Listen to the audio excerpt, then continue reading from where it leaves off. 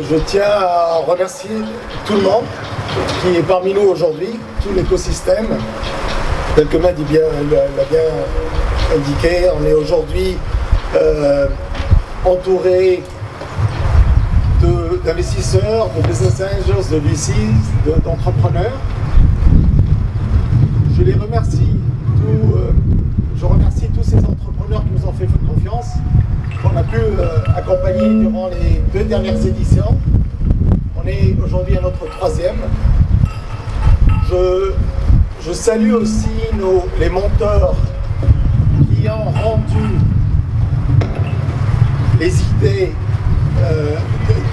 on les a rendues. Je crois que c'est plus pratique avec ce micro. On les a ramenés d'idées vers de vraies startups. Je souhaite aussi remercier nos partenaires, à savoir l'AFD, Wiki Startup, l'UGFS et la CDC. Aujourd'hui, qu'on a tous les ingrédients, à savoir la fameuse loi, le Startup Act. On a parmi nous aussi des membres du collège pour la labellisation. On voit aujourd'hui qu'il y a un grand nombre de working spaces, d'incubateurs, de programmes d'accélération. Il est clair que nous avons vraiment besoin de start-up innovantes. La Carthage Business Angels a été initiée par un groupe d'amis en 2010. On était parmi les pionniers. Aujourd'hui, 9 ans plus tard, ça fait vraiment plaisir d'avoir tous ces confrères qui sont dans l'écosystème. En tant qu'association, nous savons très bien qu'on a un rôle très important pour dynamiser l'écosystème et pour expliquer aux gens qu'est-ce que c'est qu'un business angels. Bon, ce métier-là, si on le considère, parce que on n'est pas, oui, on est des angels, mais on est là aussi pour prendre le risque dans une phase qui est très difficile de la startup, et on doit expliquer ce rôle-là à tous nos amis. Nous avons aussi le rôle de mettre les business angels en contact avec les startups et les futures startups dans leurs diverses phases entrepreneuriales. Nous cherchons des champions. On a quelques exemples qui sont parmi nous aujourd'hui des 2 premières éditions.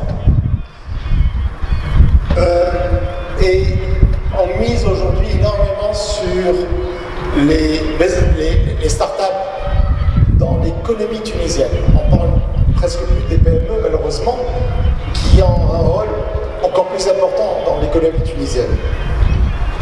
On n'oublie pas les régions. On a été dans les régions. On a de très beaux projets qui ont été initiés dans les régions. Nous sommes présents aujourd'hui dans le réseau des business angels, que ce soit dans la région MENA, l'Afrique et dernièrement l'Euromed. Nous savons que nous avons vraiment une responsabilité de performance. On n'est pas là juste pour faire sortir des startups, et ces startups doivent vraiment réussir avec des programmes d'accompagnement tels que Startup. On est certain qu'on va sortir de vrais champions demain. Dans l'écosystème, j'invite tous les membres de syndiquer tous ensemble, parce qu'aujourd'hui on a pris un peu chacun il est dans son petit coin à développer des programmes, mais vraiment on doit travailler ensemble.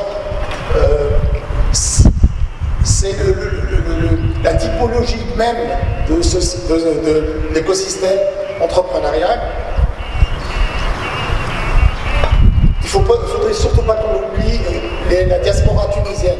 Quand on parle de diaspora tunisienne, je parle de business angels, et aussi je parle de nos champions qui sont aujourd'hui dans des multinationales en Europe ou aux États-Unis ou ailleurs.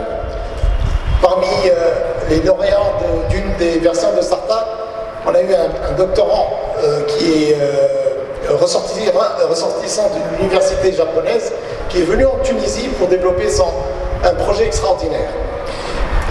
Nous allons devoir aussi attirer des startups à l'échelle internationale, c'est-à-dire que demain, on a fait des concours, et je vais parler un peu de nos programmes tels que Univenture, où des startupers du Sénégal, de l'Algérie, ont gagné ces concours-là. Donc, ça va être encore plus compétitif, surtout que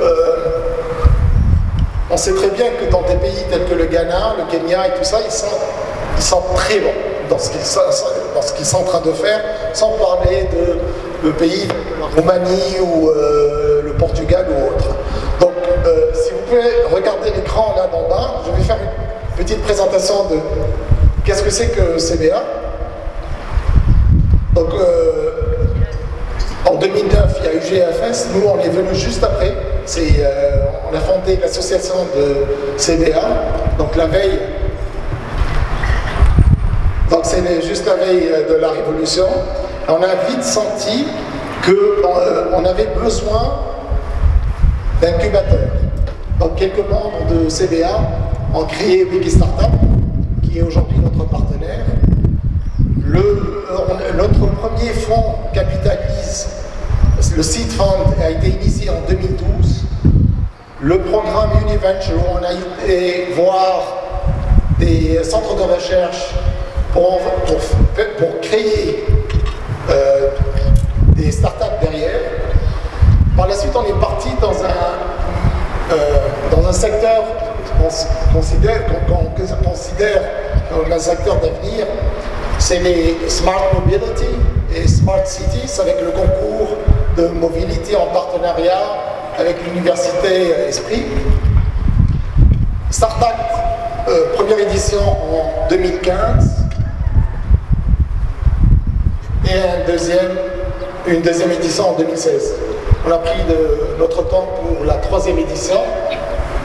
Shiraz va vous expliquer qu'est-ce qu'on va devoir faire avec la troisième édition de Startup. Donc, comme je vous ai dit, on part vers les universités. On a le Startup. C'est un programme d'accélération des startups innovantes, et j'insiste énormément sur la partie innovation. Mobility, c'est un premier programme, mais aujourd'hui on a le challenge d'aller vers d'autres secteurs, d'autres métiers d'avenir. Dans les mois à venir, on va voir d'autres programmes. On va aussi, on l'a pas cité ici, on a déjà fait, on a accompagné des startups à l'international.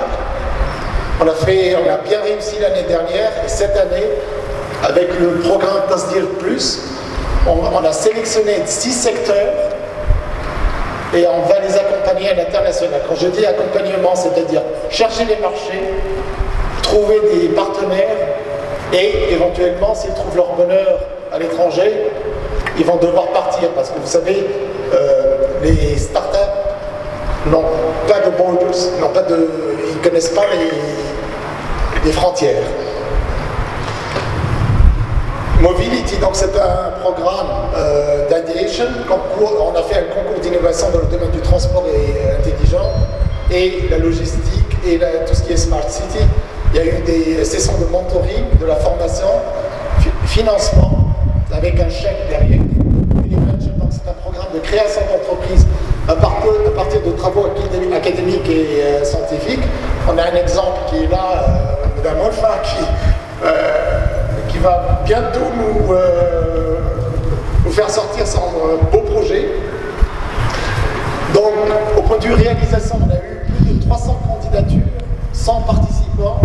Il y a eu plus de 300 heures de mentoring, 10 lauréats, 30 mentors et coachs de qualité extraordinaire. Donc, réellement, on est toujours à la recherche des meilleurs mentors.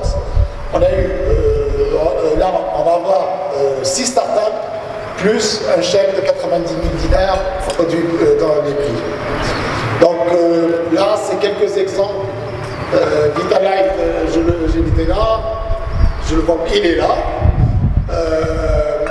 Je souhaite que vous rencontriez Lies, Il va vous parler un peu de son expérience lors des premières éditions de StartAct.